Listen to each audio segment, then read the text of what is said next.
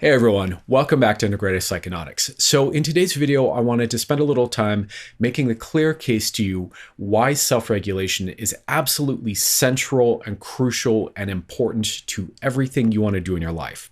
So I'm going to talk about self-regulation in the context of different approaches or goals or things we want to do, and how it's absolutely at the heart and at the foundation of whatever your needs are and why ever you might be watching this channel, whether that's personal growth and personal development and goal attainment, or whether that's, therapeutic use and healing and personal transformation, or whether that's just simply a curiosity and a desire to explore psychedelics.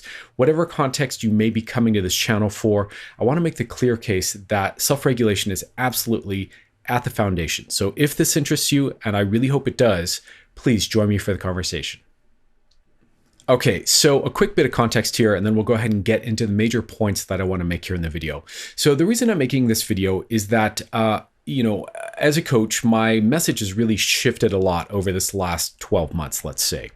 And my focus has really shifted in terms of how I'm approaching working with my clients, what it is I'm telling my clients or like framing into our conversations.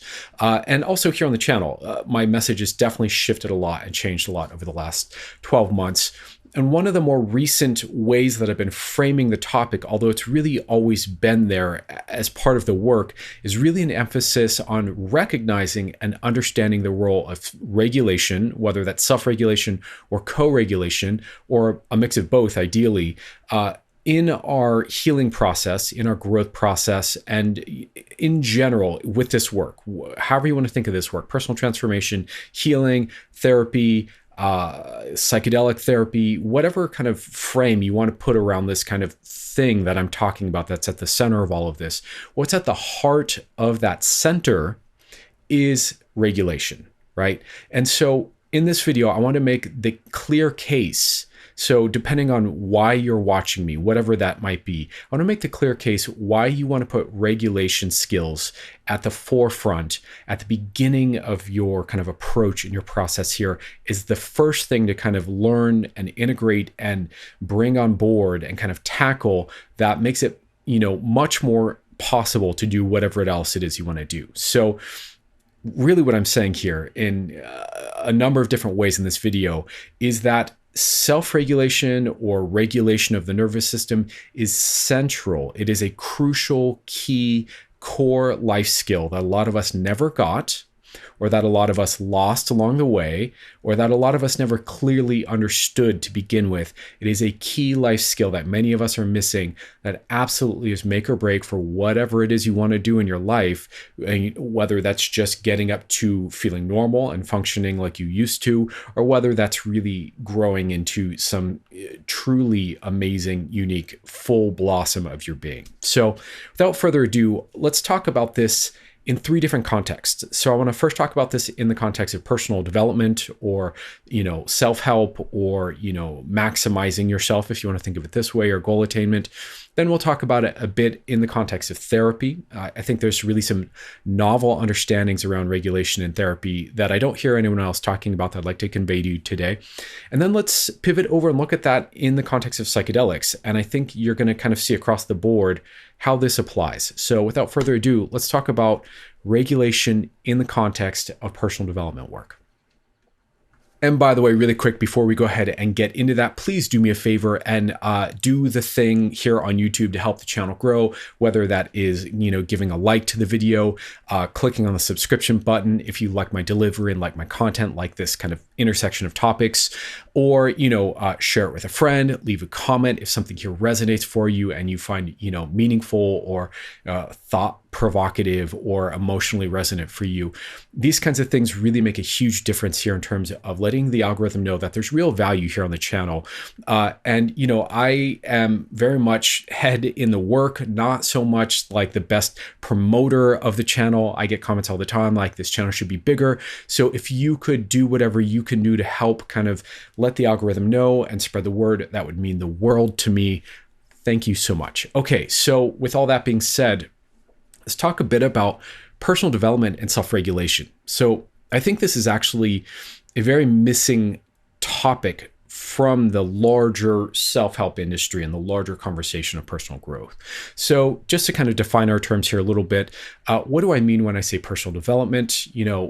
Essentially, I mean any form of kind of personal growth work, self-help work, and this could range from goal achieving to self-optimization and feeling full well-being and thriving and feeling your best, to really thriving in terms of whatever particular topic, whether that's finances or relationships, whether this is kind of mindset improvement and growing yourself and your character as a person, whether we are talking kind of more niche forms of self-help, which we could kind of look into the more perhaps spiritual angle on things, or perhaps the more kind of shamanic angle on things.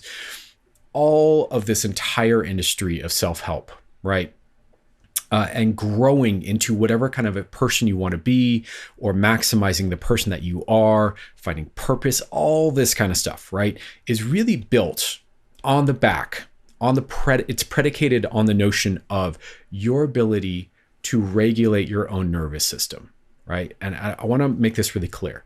So if you think about it, any form of personal growth, I don't care what form of personal growth we're talking about here, is fundamentally some form of doing something different and new, and therefore some form of learning, if you really want to think of it, I think at its most basic, right?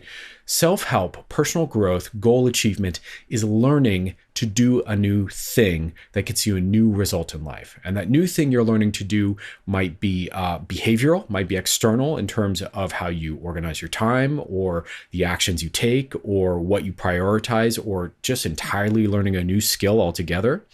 Or it could be internal in terms of new behaviors mentally, emotionally, cognitively, relationally, right? So either way, we're doing new stuff when we do self-help.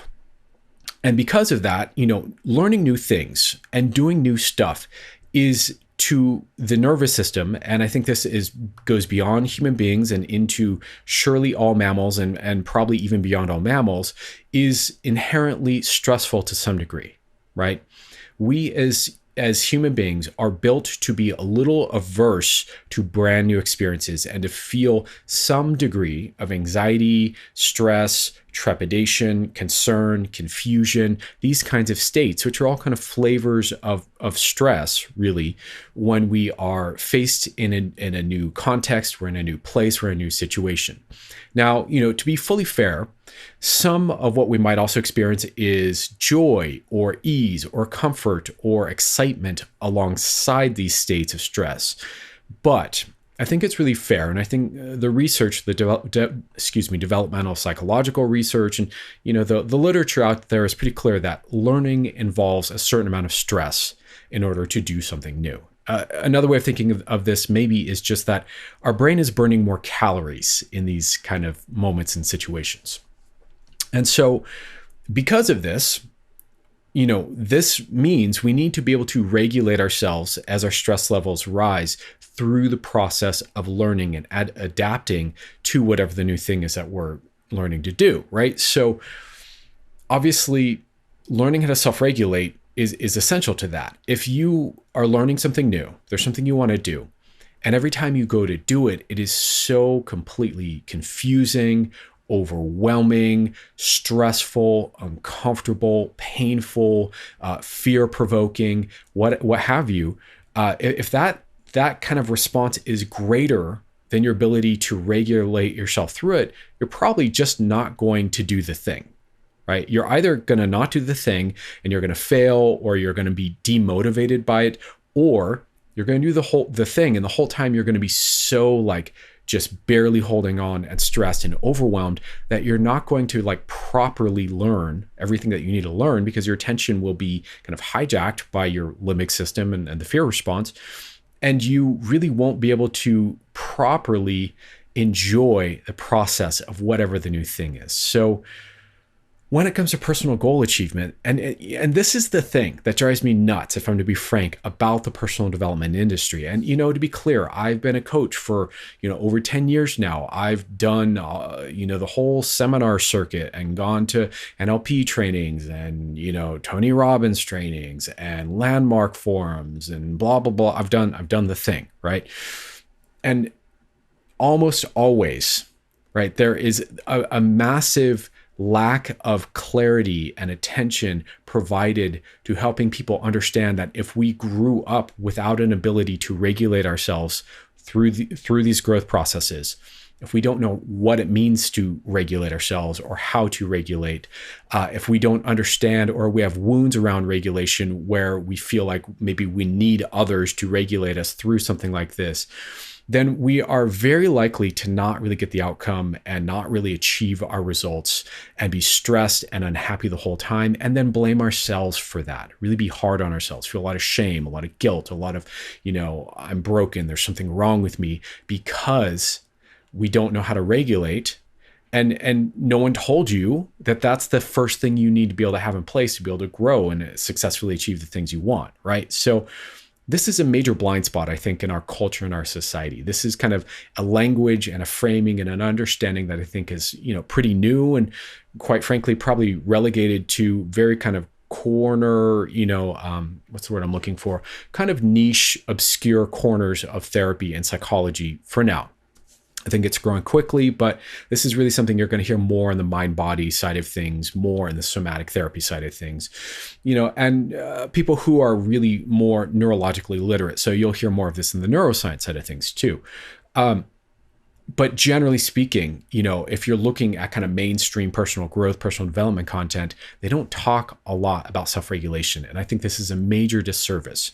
So I hope I've made it clear why this is so important for any of your personal growth goals. So whether that's learning to play an instrument or learning how to date better and, have a long-term relationship that works, or whether that's, changing your diet and sticking to it, right? Or you name it, whatever personal growth goal you have, you've got to be able to regulate yourself first. So this is key to everything you want in your life. So I hope that's clear. Let's pivot now that I've kind of rambled on about that and talk about how this also applies in therapy and kind of, personal healing work, and how this also applies over in psychedelic work. And I think it'll probably be pretty obvious, but let me just kind of make sure that I'm being explicit about it. Excuse me.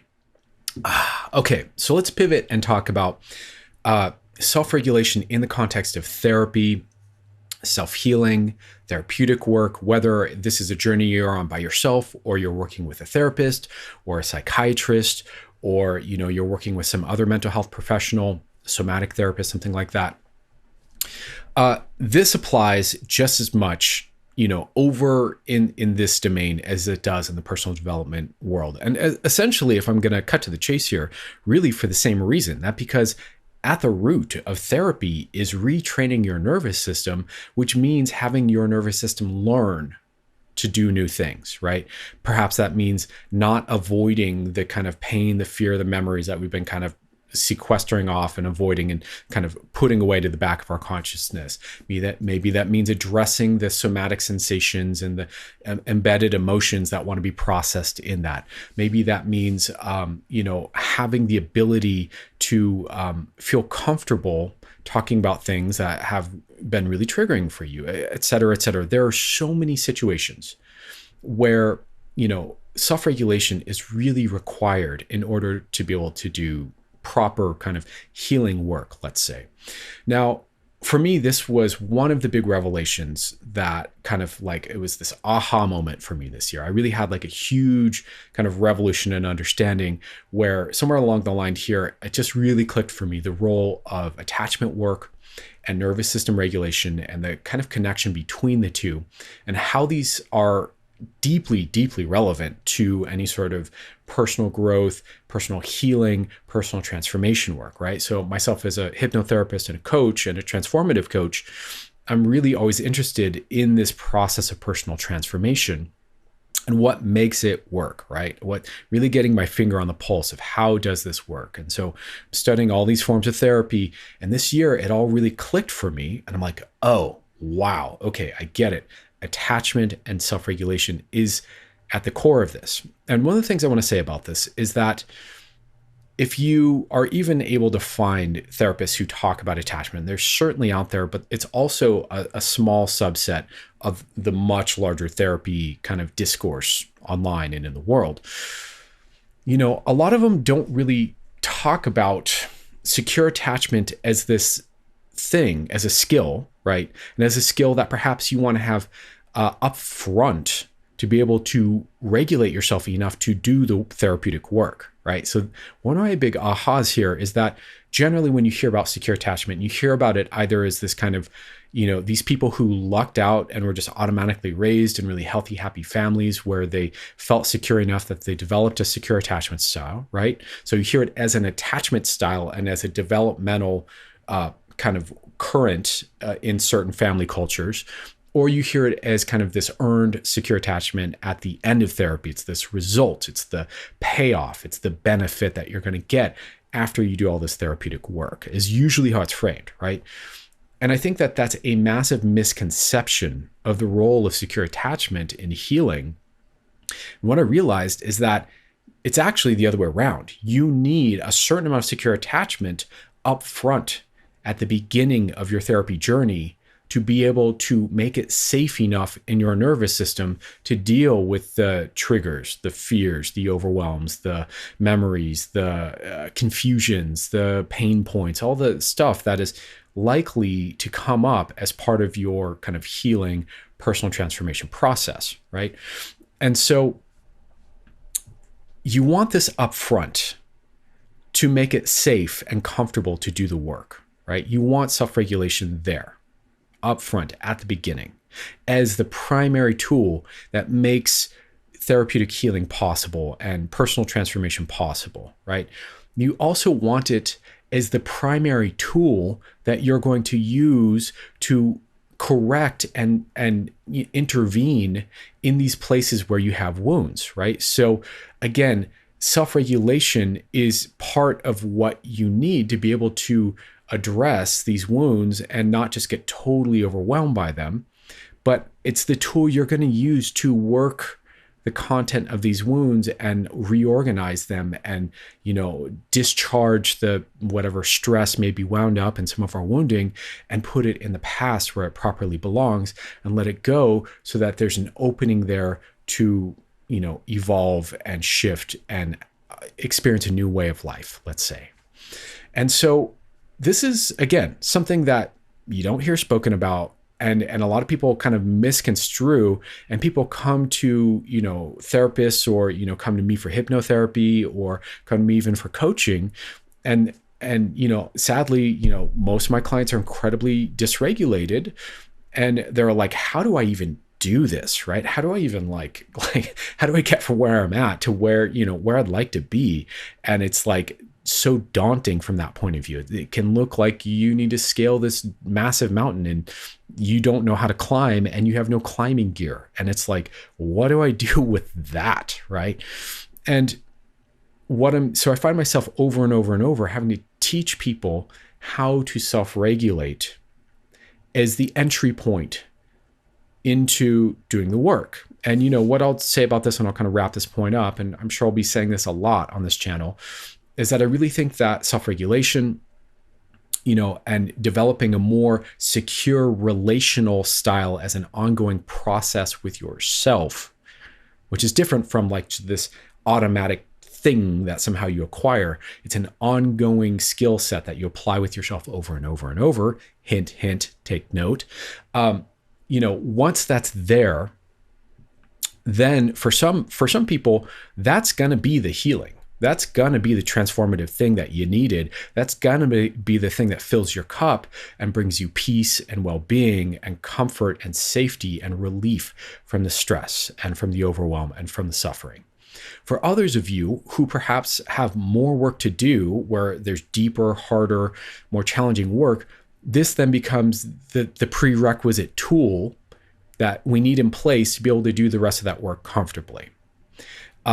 So I hope that's clear why you also want it in a therapeutic context. This is not like an optional thing from my book, right? This is not like I've been framing self-regulation as kind of this new thing. And so my clients are like kind of, 1 foot in, 1 foot out about it and not sure. And maybe I haven't clearly like made the case why to them, but this is why. You really need this in place, because otherwise you start to go there, you get overwhelmed, and it's really hard to make progress, right? So on that note, I want to pivot over and talk about how this also applies in psychedelic work, since that's one of the topics here on the channel. And it's really the thing that drove me to start to really wrap my head around all this in the first place. So for some of you, I know you're here more for the kind of personal growth side of things. For others of you, you're more here for the psychedelic side. So this is definitely for anyone who's interested how this applies in psychedelics. Let's talk about it. Okay, so in the context of psychedelics and particularly psychedelic therapy, where we're going to be mixing therapeutic approaches and techniques and ways of interacting with ourselves, in combination with these psychedelic medicines that kind of facilitate an opening and an easier time doing the healing work and the therapeutic work, right? They're there to kind of amplify your experience, to make it all go more smoothly. But note that I just said amplify your experience, right? The whole problem with psychedelics for a lot of people who are coming to it from, let's say, a more loaded plate of stress, trauma, overwhelm, fear, confusion, generally someone who has more issues to address, right? The whole problem, and this is the real problem with psychedelic therapy, is that those of us who have never done any healing work or very kind of perhaps, little bit of like CBT with a talk therapist, or really not really experienced and kind of built up in this way, then we go to psychedelics. You've never taken a psychedelic, you take it, and what does the psychedelic do? It amplifies your experience. Right? So in real practical terms, for a lot of people, what that means is it amplifies their fear, their overwhelm, their stress, their sadness, these aspects of their experience that they haven't processed, that they've been kind of suppressing, holding back, ignoring, not paying attention to, etc. Right? So suddenly you take psychedelic and you've kind of hardwired your body for however many hours to amplify these experiences that you perhaps are not fully ready or comfortable or don't know how to deal with or process. And that's a really recipe for a very stressful, difficult, upsetting, challenging, disappointing time, especially for anyone who's coming to psychedelics with this expectation that they're going to be blissful and ecstatic, and you're going to feel connected to the universe and filled with the love of the divine for all of life, and you're going to feel yourself as part of a whole interconnected web of life, and these wonderful, beautiful things that people often report about psychedelics, which are very valid, very real experiences that very commonly happen, and I'm all about them. Let's be clear. I don't mean to dismiss them by mentioning them in this context, but a lot of people come to psychedelics expecting that, and then what they get, sadly, is this kind of just triggered, overwhelmed soup of like too much, essentially, for a bunch of hours. And then they come down, and then either they feel like they're more broken than they realize, that they've failed at using the medicine properly, or that the medicine failed them, et cetera, right? And so a lot of my work has been really looking at, okay, why is this happening for people in the context of psychedelic therapy? Because that doesn't happen in recreational context as much. It can, but it doesn't necessarily. And what do we do about that? And that's really what drove me to looking more deeply into, different approaches to therapy around this, into understanding trauma therapy, and really looking more at the somatic angle of therapy, and really wrapping my head around the role of attachment in regulation, right? And so all of that to say, pardon the long-winded setup there, all of that to say, essentially, we need to be able to regulate ourselves in order to effectively use psychedelics at all, right? And if we aren't able to regulate ourselves, and psychedelics are going to amplify whatever it is in our experience, including all the things we're unconscious, that are unconsciously happening that we're not aware of, that maybe there's kind of like a low level, refrigerator hum of an emotion you don't want to deal with that's been there your entire life, right? Sadness, grief, anxiety, stress, what have you, right? This is very common for people. This is probably more common than not, right? But since we never learned how to deal with it, when you amplify it, it's just going to be more of a problem, right? And so, again, self-regulation is the thing you need at the beginning of doing psychedelic work so that you can work with the medicine and work with the states and the emotions that are going to come up.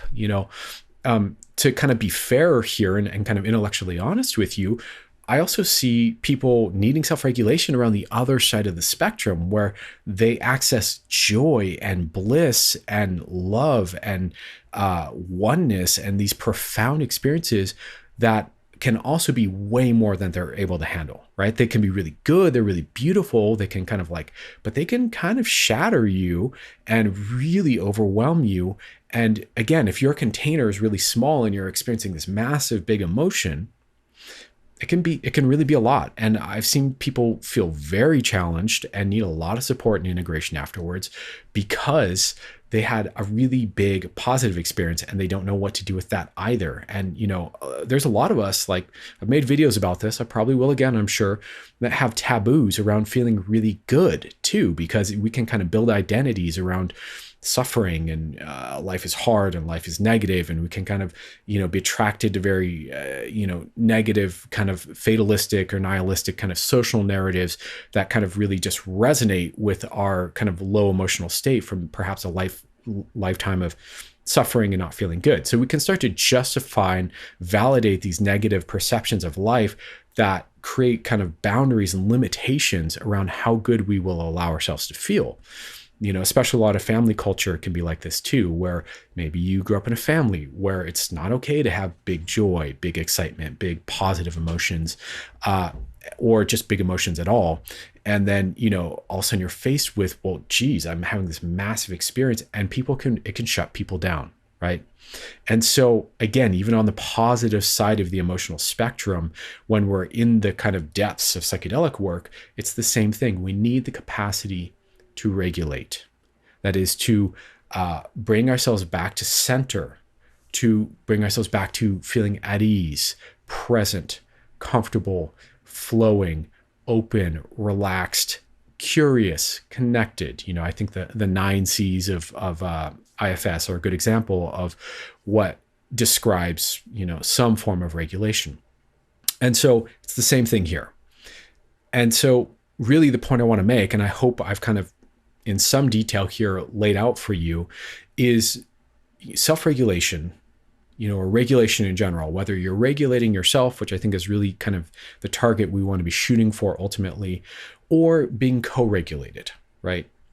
Either way, these are absolutely necessary components and prerequisite experiences and learnings we need to have in place in order to be able to do pretty much any of the things we want to do in our lives, from growth to healing to new experiences to expanding into whole other aspects of your personality, developing yourself in new ways, et cetera, et cetera.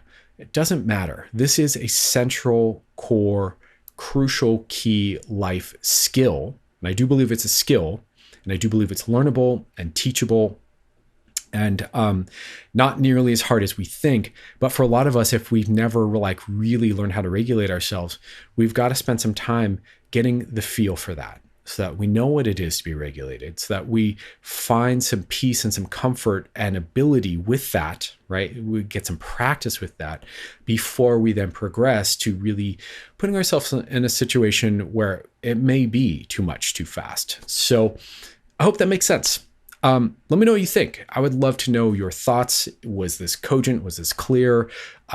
Did I make good points here? Do you disagree? Do you agree? Is there anything you'd like to add that I didn't say that you think is really relevant to this topic? I'd love to know.